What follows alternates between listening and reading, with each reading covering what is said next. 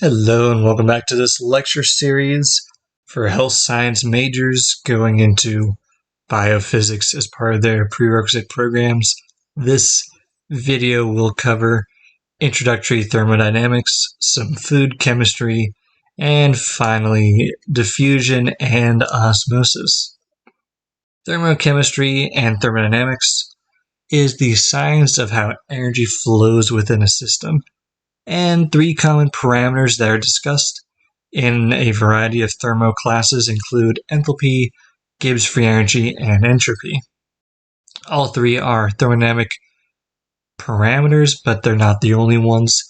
Enthalpy, usually represented as H, is the heat energy transferred as a result of a chemical reaction, whether through absorption or release. Gibbs free energy, usually represented G, that is the energy that is released or absorbed for a chemical reaction to occur. And entropy is the amount of energy in a chemical reaction that is not available to do further work. Entropy can essentially involve how the materials within a chemical system are oriented, whether there's an uneven distribution of materials or they're all evenly mixed. Depending on their distribution and positions, there's going to be a certain amount of the total overall energy that is not available to do work during a chemical reaction. Looking at enthalpy, there are two types of reactions. There are endothermic reactions that absorb heat. We can think of it as heat as a reactant in that chemical reaction necessary for it to occur. One example being the physical reaction of solid water absorbing heat to become liquid water. There's also exothermic reactions, which involve the release of heat, or where we have heat energy as a product. For example, the combustion of propane, C3H8 gas, in the presence of molecular oxygen to form carbon dioxide and water. They also involve, as any combustion reaction, a release of heat as well. Another way of looking at it is the change of enthalpy delta H. If it is greater than 0, that would be endothermic, and if the chemical reaction has a change in enthalpy delta H less than 0, then that would be exothermic. When it comes to heats of formation and heats of reaction, they are related in the sense that heat of formation is simply what is the enthalpy necessary to construct a chemical species from its constituent elements, each element in their natural physical state, solid, liquid, or gas, depending on what state they would be at standard temperature and pressure conditions. And when we use those values and we put them to a chemical reaction, we can then use them to determine the delta H, or the enthalpy of an entire reaction. Now, for any reaction, the enthalpy change for that reaction to occur once is equal to the sum of the heats of formations of each product multiplied by their stoichiometric coefficients minus the sum of all of the reactant heats times their respective coefficients. For example, let's look at two particular cases, both cases where we have two aluminum atoms reacting with two chlorine molecules to form two molecules of aluminum chloride. The only difference being where in the top, aluminum is in the solid state. In the second equation, aluminum will be in the gas state, whether this is at a higher temperature condition, such that aluminum can be a gas, or injected really quickly into a system. What we're going to see is that in the bottom left, not only does the heat of formation matter for each chemical species, but it also depends on the physical state of that species, whether a solid, liquid, or gas or such. To solve for the top equation's heat of reaction, well, that's going to be the products, which we just have aluminum chloride in the solid state. So 2, based off its coefficient of 2, times its heat of formation, negative 704.2 kilojoules per mole. If we had more products, we would add more to that sum. Then we'll subtract that by the reactant side, which is going to be 2 times the heat of formation for solid aluminum, or 0, and plus 3 times the heat of formation of chlorine gas, which is also 0, because aluminum is naturally a solid and chlorine is naturally a gas at standard temperature and pressure. Therefore, their heats of formations will also be 0. And if we solve this equation, we'll end up with a heat of reaction of solid aluminum and gaseous chlorine forming solid aluminum chloride. The heat that would be involved is negative 1,408.4 kilojoules per mole. Because that value is negative, this would be an exothermic reaction.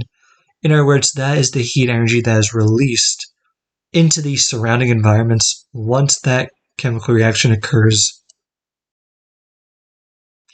In the other scenario, let's look at calculating the heat of reaction, or delta H of reaction, but this time with aluminum in the gas state. Well, instead of on the reactant side, instead of having 2 times 0, that will be 2 times 330 kilojoules per mole due to aluminum in the gas state now. And what this changes is now our heat of formation will be negative 2,068.4 kilojoules per mole, in effect releasing even more heat energy just from having a different physical state from one of our involved chemical species. Hess's law is another common principle in thermodynamics, which just states that if there's a particular chemical reaction of interest and it's very hard to calculate its thermodynamic property, in this case heat of formation, delta change in enthalpy for the reaction, what Hess's law says is it doesn't matter how we go from the start to the end, whether we do it in one step or multiple steps, it will still yield the same change in enthalpy. In other words, if we have a set of chemical reactions that we already know the enthalpies of reactions for each, and we can rearrange them in such a way that once we have each one run one right after the other, certain products produced in some reactions are reactants in other reactions and therefore get canceled out, and we're just left with the things that we care about in our main reaction. Then once all said and done, we can just add up the altered enthalpy changes. In this case, let's look at trying to solve for the enthalpy of reaction for solid copper reacting with 2 molecules of hydrogen gas yielding 1 molecule of methane. Well, what we have is 3 subreactions with solid carbon reacting with a gas of oxygen, molecular oxygen, to form carbon dioxide.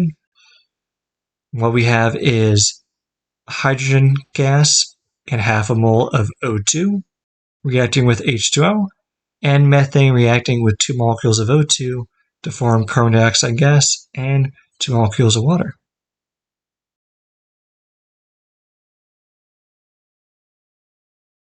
Here's what we can look at in terms of trying to order these chemical reactions to the point that they are better represent the one that we're trying to get to. Well, let's look at our first subreaction. Here we have carbon, solid carbon, as a reactant. Well, that's what we want. So let's leave this chemical reaction written as is, which means we are going to keep the enthalpy change that it currently has. Let's look at our second reaction, where we have 1 unit of H2 gas as a reactant.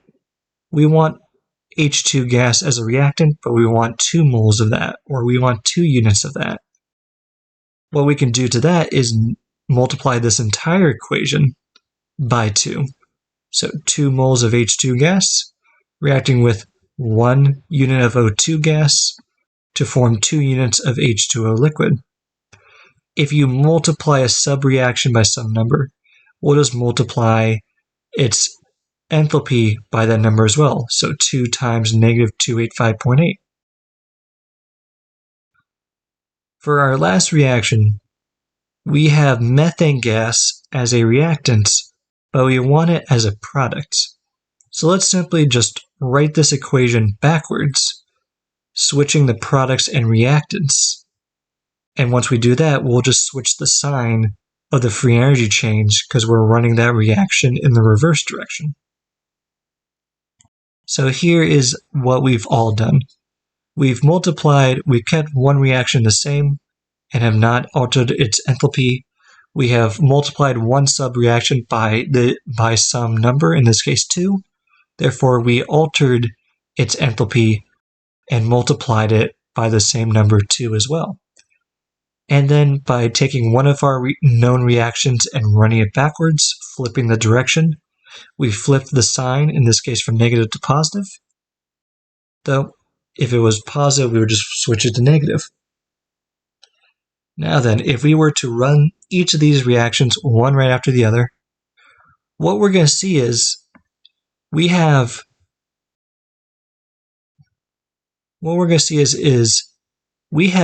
one unit of CO2 gas as a reactant somewhere, and we also have one unit of carbon dioxide gas as a product somewhere else.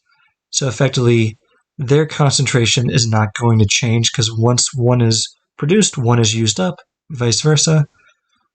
As reactants, we have one unit of O2 gas here and one unit of O2 gas here. So we have 2 units of O2 gas in the reactant side, and eventually we're going to form 2 units of O2 gas on the product side.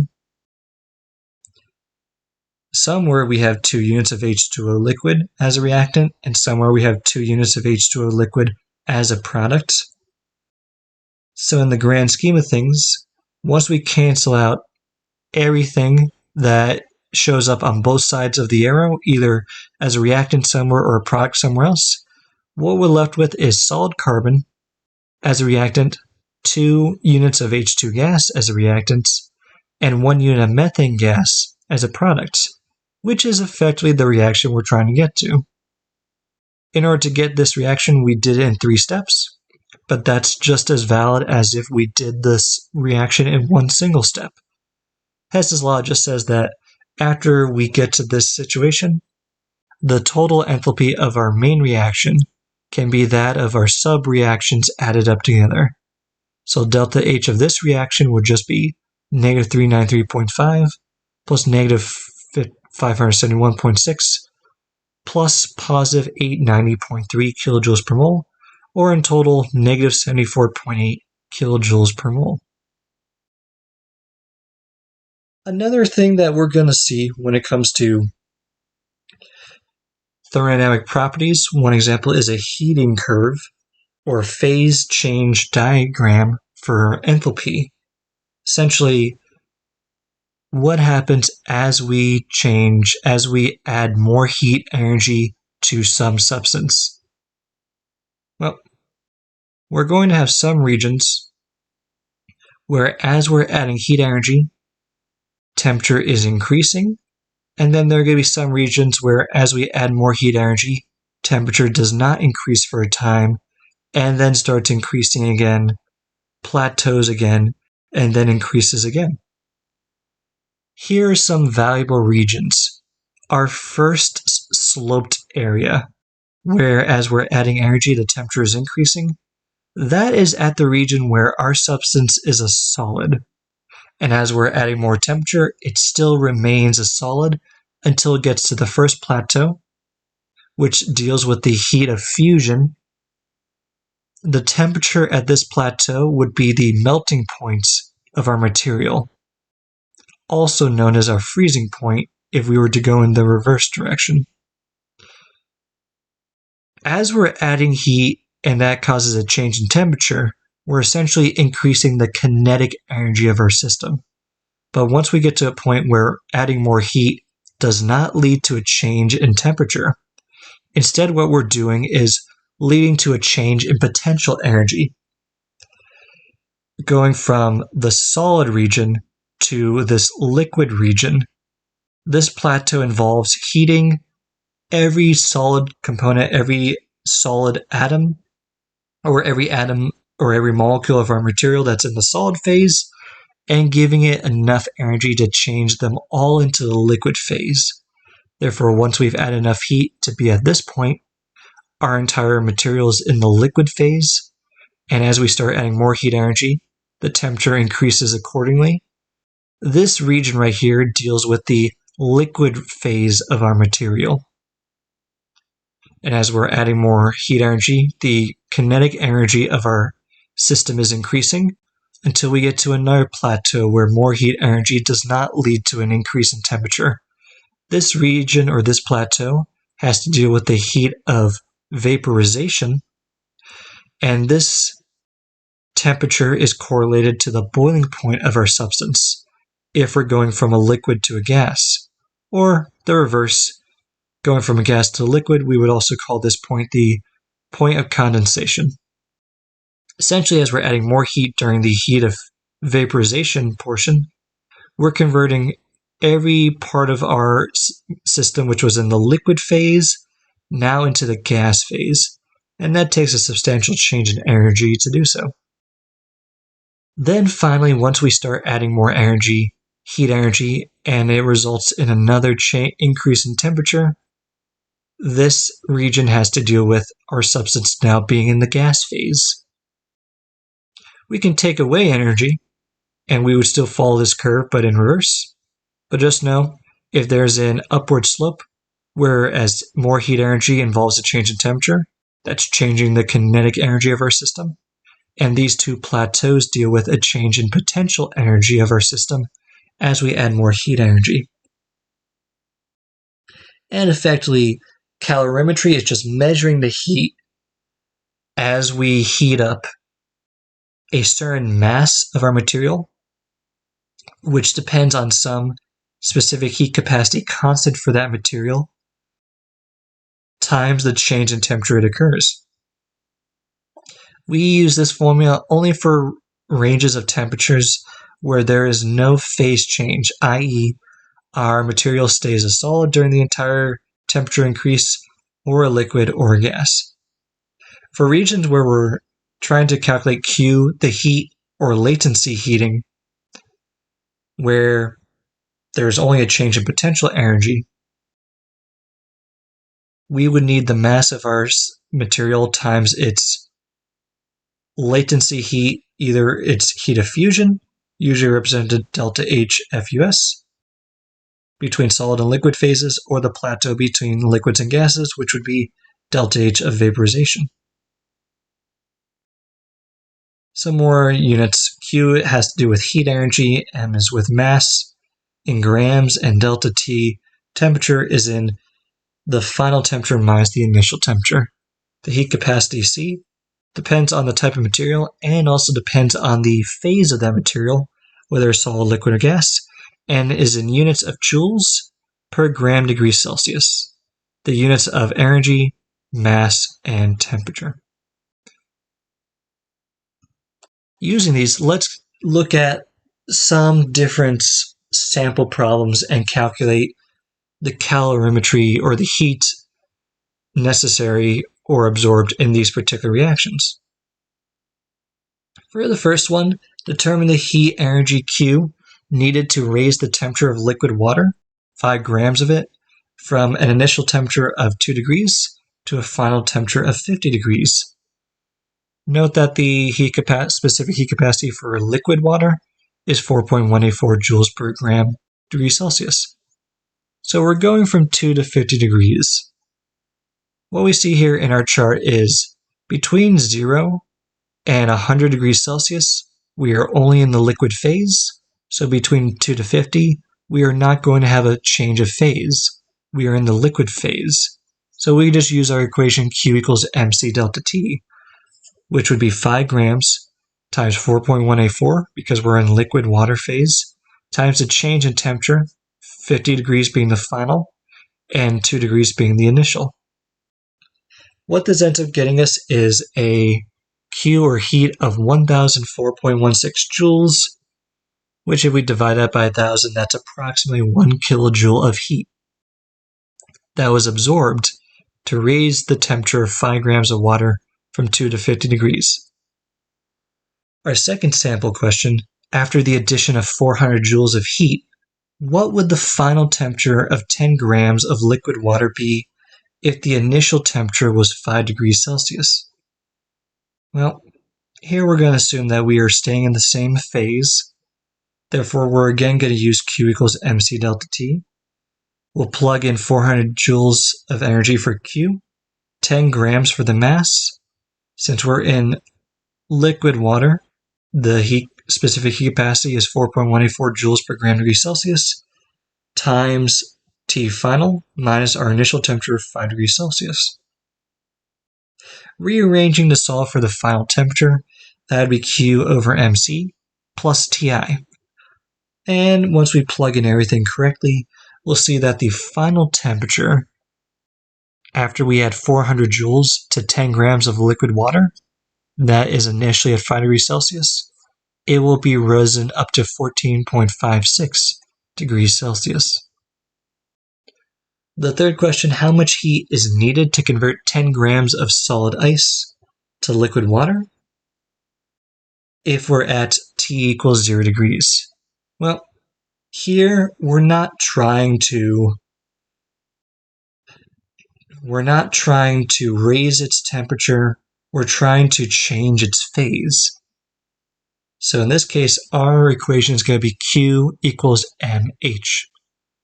Since we're trying to convert between solid ice and liquid water, that would be the plateau of fusion, or we would use the heat of fusion delta H FUS, which could be given as 6 kilojoules per mole, or it can be converted to joules per gram, which would be 333 joules per gram, which works better with the units we're already working with. So Q equals m delta H of fusion. That'd be 10 grams times 333 joules per gram. Grams cancel, and we're just left with 3,330 joules, or if asked, about 3.33 kilojoules of heat energy would be necessary to take a solid sample of water at 0 degrees and convert it all to liquid water at 0 degrees Celsius. An advanced calorimetry example would be if we cross multiple regions. For example, determine the amount of heat energy necessary to raise 1 gram of ice from a temperature initially at negative 10 degrees Celsius to a temperature of 110 degrees Celsius. For that, we're given the various latency, heats, relevant melting and boiling points, which gives us a limit on how high we can calculate a change in temperature, and also our specific heat capacity. Well, what we have to understand here is that we're actually going to have multiple regions where we have to calculate the heat separately. For example, if we look at our temperature range from negative 10 degrees Celsius to 110 degrees Celsius, what we will have is one equation calculating the heat to raise the temperature of a solid water from negative 10 to its melting point 0. Then we'll have to calculate the heat of fusion to convert all that solid material to liquid. And then from 0 degrees, we can raise the temperature of liquid water up to 100 degrees. And then we'll need to calculate again the latency heating, but now for vaporization as we convert liquid to gas. And lastly, we'll then be in the 100-degree temperature, where we can calculate the change in heat energy of the gas from 100 degrees to 110 degrees Celsius. And that's going to look like this. QS, or the heat of the solid, would be its mass of 1 gram times its heat capacity of 2.09 joules per gram degree Celsius. And what we have here is we need to make sure that the final temperature that we're still solid is the melting point. 0 degrees Celsius minus negative 10 degrees Celsius. All this will become 20.9 joules. Converting all that solid material to liquid would be the heat of fusion, which would be 1 gram times 333 joules per gram, or 333 joules. Now that we're in the liquid phase, we will calculate the heating of the liquid, which would be 1 gram times liquid water's specific heat capacity times 100 degrees minus 0 degrees Celsius.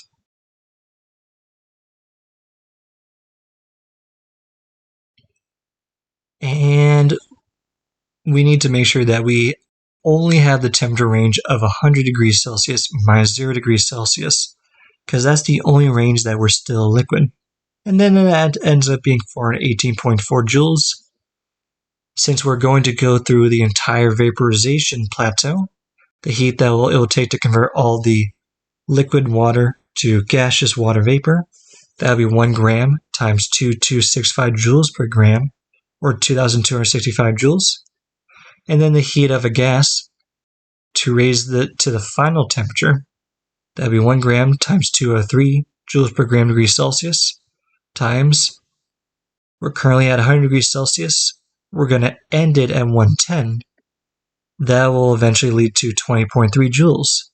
So adding up all of these answers, it would take 3,057.6 joules, or 3.06 kilojoules of heat energy that must be absorbed to raise 1 gram of ice at negative 10 degrees Celsius all the way to 110 degrees Celsius. Just note that if we were going to raise it from negative 10 to 80 degrees, we would stop at QL and we would just have the final temperature as 80 degrees instead of 100 and calculate from there. Some thermodynamic quantities include Gibbs free energy, delta G, as delta H, which we just talked about with enthalpy, and delta S, which is entropy. Just a little different way of calling these ones out. Delta G is the energy of a chemical reaction as available to do work, and it is always equal to the change in enthalpy of that reaction minus the product of the entropy times T, which is the temperature in Kelvin. Therefore, free energy and enthalpy are in units of joules per mole or kilojoules per mole, whereas delta S entropy is going to be in units of joules per mole Kelvin or kilojoules per mole Kelvin, or if we're not talking about molar amounts, then just joules, kilojoules, and joules per Kelvin, kilojoules per Kelvin. That equation relating free energy, enthalpy, and entropy is always true for any chemical reaction involving going from reactants to products. When going in the forward direction, i.e. from reactants to products, if the free energy change is positive, the reaction is non-spontaneous or endergonic. That means that the value for delta G is the amount of energy that needs to be added to the system in order for it to actually run forward. It will not occur on its own without some outside energy source. If the free energy change is negative for a reaction, then in that direction it is spontaneous or exergonic. It can occur on its own. It already has enough energy internally to run, and it will actually release some energy into the surroundings to be used elsewhere. And if the free energy change is 0, then the reaction is at equilibrium, which means it's going backwards and forwards at the same rate. So, if you're asked to calculate the free energy change in the forward direction, or delta GF, well, we just need to know our enthalpy, our current temperature in Kelvin, and our entropy, and plugging those in such that we have enthalpy minus temperature times entropy. What we end up getting is the following values: positive 2, 0, and negative 30 kilojoules per mole. If you're asked to make a conclusion about the forward reaction of the decomposition of A to form B plus C, well, when free energy was a positive value, then that reaction in that direction is non-spontaneous. It will not occur on its own without outside energy. If it's at 0, then we would just call it at equilibrium. And if it's a negative value, like negative 30 kilojoules per mole, then it is spontaneous, it will occur naturally. Something cool though is what if we did the reaction backwards and instead tried to form A through the synthesis of B plus C? Well, if we know the free energy change in one direction, like the forward direction, we also know the free energy change in the reverse direction. It's the same magnitude, but just a different sign. Just like some practice problems that we did earlier with enthalpy. Just switching the reaction, just the direction of reaction, switches the sign of its thermodynamic quantity. Therefore, conclusions on the reverse reaction. In the first case, the reverse free energy change would be negative 2, which means that it would actually want to go in the reverse direction naturally. At 0, it would still be at equilibrium, and at positive 30 kilojoules per mole, the reverse direction would actually be non-spontaneous, which means it would not actually occur in the reverse direction without outside energy being put into the system. Here we just have a basic representation of how the different properties affect whether a reaction can be spontaneous or non-spontaneous. If delta G is positive, then it will if delta G is positive, then it is non-spontaneous, and that's possible if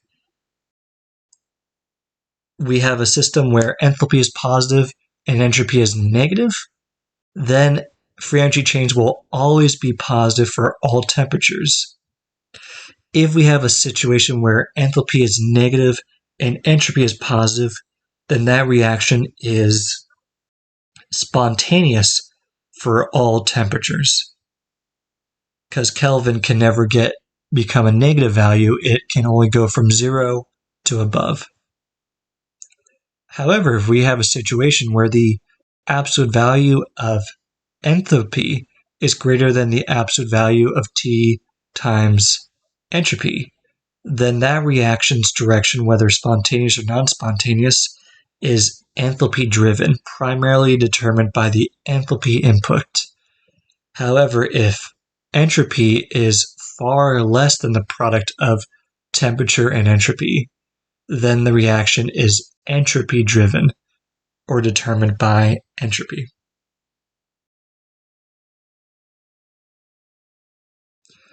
Some last things to note is that delta G depends only on the difference in free energy of products and reactants, or the final state and initial state, and is independent on the path it took to get there, which means that Hess's law works just as well for free energy as it did for enthalpy.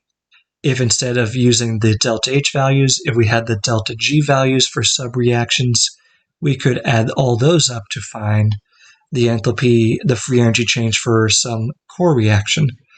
Another thing to note is that delta G cannot tell us anything about the rate of a reaction. Even if delta G is negative for some chemical reaction, that doesn't mean that it will occur quickly. It just means that it will occur on its own. It might take milliseconds for that reaction to occur. It might take months for it to occur on its own, but it will occur as long as free energy is negative in the direction. So, free energy is a formation.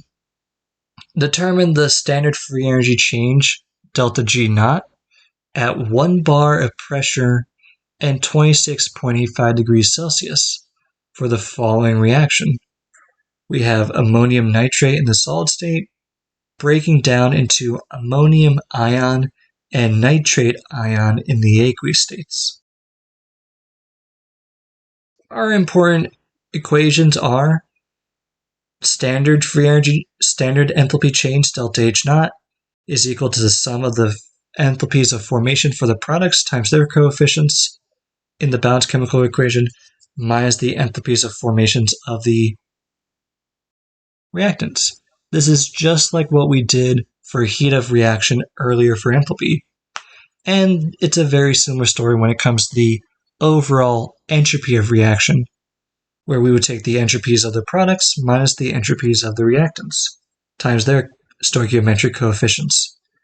And then we will relate that all back to delta G naught equaling delta H naught minus T delta S. Well, for the following compounds or chemical species, we have these values right here for standard enthalpy and standard entropy. Let's plug in these values into our equation. Well, delta H, the product component would be, since this entire equation is 1 to 1 to 1, we're just going to be taking 1 mole times each thermodynamic property, or 1 mole of ammonia ion times negative 132.51 kilojoules per mole, plus 1 mole of nitrate ion times negative 205. That covers the product side. Put that all in parentheses, and then subtracted by our only reactant, which is 1 mole times negative 365.56 kilojoules per mole, in parentheses. And that all gets us to 28.05 kilojoules for the enthalpy of this reaction at standard temperature and pressure. If there was any number besides 1 in front of these, then we would just change the number that shows up here for whatever chemical species that was more than 1. Entropy, same exact story. So we're just going to plug in the entropies for our products and the entropies for all of our reactants. And once we multiply each by their respective stoichiometric coefficients and take the products subtracted by the sum of the reactants, that gets us 108.72 joules per Kelvin. No energy is in kilojoules. We have entropy in joules per Kelvin, so we would have to convert one of these to the same unit of energy, either joules or kilojoules. And free energy is usually a large value, like entropy, or free energy is usually like enthalpy, where it comes in large values, so we usually have those in kilojoules, where entropy is usually a small value, and in terms of energy, so we always have it in joules per Kelvin. Well, we were also told that our degrees Celsius was 26.85. To convert that to Kelvin, we just take our Celsius temperature and add 273.15, which gets us at 300 Kelvin. So the free energy change of this standard reaction is going to be 28.05 kilojoules from enthalpy minus 300 Kelvin times 0.10872 kilojoules per Kelvin, or the entropy converted to kilojoules per Kelvin right here. And then that adds up all to be negative 4.566 kilojoules. A conclusion that we can determine is that at 1 bar and 300 Kelvin, the reaction is spontaneous in the forward direction because this came out negative. If it was positive, it would be non-spontaneous in the direction we were approaching.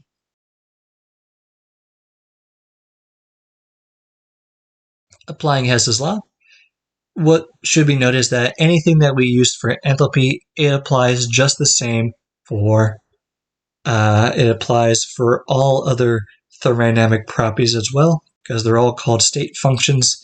It doesn't matter how many steps it takes to go from point A to point B. If we do it in one step or multiple steps, it still involves the same change in thermodynamics. So let's say we have 2 moles of CO2 reacting with 1 mole of H2 to form 2 moles of carbon and 1 mole of hydrogen peroxide. What would be its free energy change of this entire reaction? If we just have these 2 known reactions, well, we have carbon dioxide gas as a reactant, which is good, but we want twice that, so times this entire line by 2.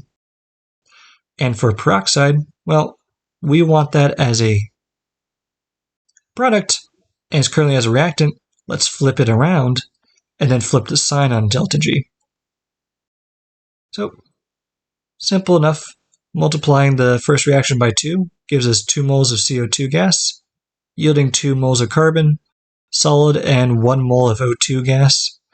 Timesing its free energy change by 2 gets us negative 474.2 kilojoules per mole. For the other reaction, if we just flipped it around to have molecular hydrogen and molecular oxygen forming hydrogen peroxide, we change that positive sign to a negative sign, to be negative 120.4 kilojoules per mole. Just note that we could have situations where we have to do both a multiplication and a reverse. These aren't mutually exclusive steps. This is just to help show what are the situations that you could see. Therefore, if we add up the modified subreactions, what we end up getting is oxygen canceling out, and we have everything else in our main reaction in the proper physical states. And we end up having this chemical reaction having a free energy change of negative 594.6 kilojoules per mole of reaction, or every time this reaction occurs 1 mole, or 6.022 times 10 to the 23rd times, it would release 594.6 kilojoules of energy.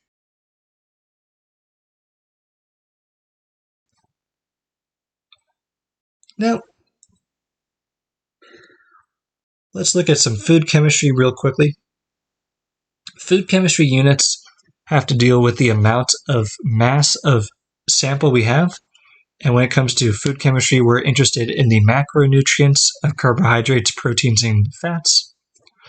Some units include 1 calorie or 1 lowercase cal, CAL. That's equivalent to 4.184 joules of energy. 1,000 calories with a lowercase c is equal to 1 kilocalorie, and that is equal to 1 calorie with a capital C, which is essentially what is meant by calories whenever we read a food label. Every time it says proteins 8 calories, or this bar has 100 calories in it, it's really capital C calories, which means it's actually kilocalories. Now, overall, the energy obtained from macronutrients, for carbohydrates and proteins, it's usually 4 or 4.5 kilocalories of energy per every gram that we digest, and then we get twice as much from fats at 9 kilocalories or kcals per gram. So if you were asked what's the maximum amount of energy,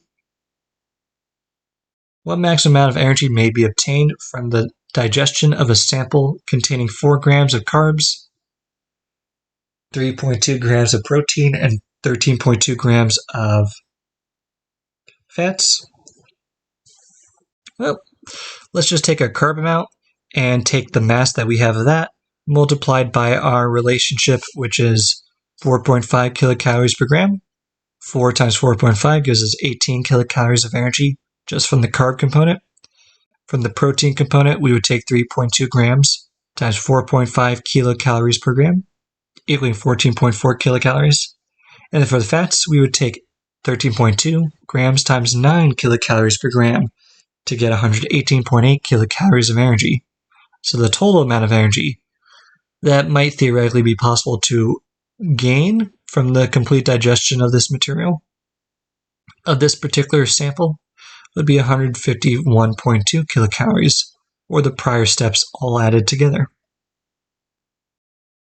Getting into the final topic, let's look at diffusion. Diffusion, which is simply the passive flow of material from a region of higher concentration to a region of lower concentration. This does not require an input of energy for materials to diffuse. This process can occur through simple entropy alone. It is completely entropy driven. An input of energy will allow diffusion to occur more speedily, but it's not necessary for it to occur at all.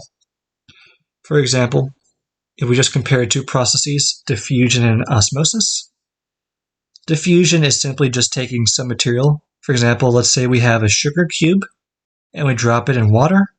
It will naturally over time dissolve so that the concentrated sugar becomes evenly distributed and dissolved throughout the water solution. If we were to heat up the sample and add energy to the system, it would allow this to occur more quickly. Or if we were to stir it around and crush it up, thus giving it kinetic energy, that also helps everything to diffuse more quickly. but diffusion itself does not need energy. It can be sped up if we add energy. Now let's say we have some material on a semi-permeable membrane, or on different sides of a semi-permeable membrane, where the actual material dissolved in solution cannot pass through that membrane, but the liquid it is dissolved in can. Well, osmosis is where water travels through a semi-permeable membrane to help balance the concentration of the component on either side of a semi-permeable membrane that can't pass through it. For example, if we have, say, a lower concentration of some material on one side of this membrane that it cannot pass through, and a larger concentration of that material on the other side, water will leave the area of lower concentration of that material and go to the area of higher concentration of that unpassed through material, just so that it can help dilute this concentration.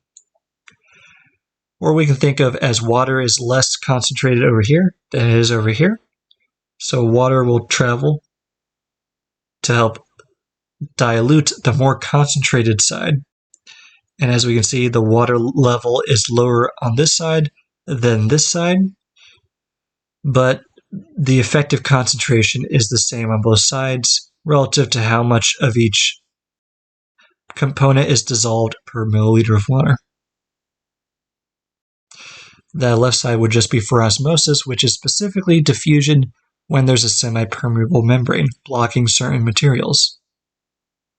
This happens in cellular osmosis, which many times there are materials inside or outside of a cell that don't easily traverse that cellular membrane.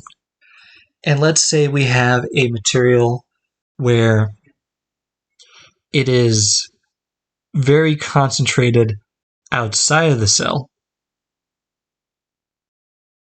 Well, that would be a hypertonic solution where the outside environment is more concentrated in certain materials that can't pass through the cell membrane easily. Therefore, water would leave the cell and cause those animal cells to shrivel, or it would cause plant cells to plasmolyze, where essentially their inner contents slightly dissociate away from the cell wall. Now let's say we have a solution where the concentration of those materials that cannot pass through the cellular membrane are roughly equal in concentration on both the inside and outside of the cell. Well, that would be an isotonic solution, which just means that water is effectively going in and out of the cell at the same rate. That would cause healthy animal cells with their normal functional shapes or plant cells to be flaccid. And in a situation where we have a hypotonic solution where material that cannot easily pass through the cell membrane is